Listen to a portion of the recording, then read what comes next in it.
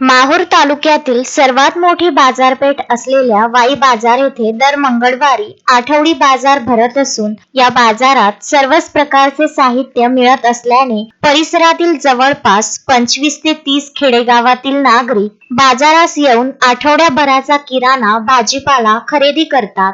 गेल्या काही महिन्यापासून येथील आठवडी बाजारात मोकाट जनावरांचा हैदोस वाढल्याने याचा त्रास बाजारातील वयोवृद्धांना होत आहे। त्यामुळे या मोकाट जनावरांचा बंदोबस्त कधी करणार असा प्रश्न निर्माण झाला आहे। या मोकाट जनावरांचा बंदोबस्त लावण्याची गरज निर्माण झाली असताना ग्रामपंचायतीकडून मोहीम कधी राबवणार असाही प्रश्न निर्माण झाला आहे। याबाबत पत्रकार सुभाष खडसे यांनी ग्रामपंचायत प्रशासनास वारंवार तक्रारी देऊन सुद्धा या मोकाट जनावरांचा बंदोबस्त करण्यास ग्रामपंचायत निकामी ठरली आहे। या मोकाट जनावरांमुळे येथील आठवडी बाजार बंद होण्याच्या मार्गावर आलेला आहे।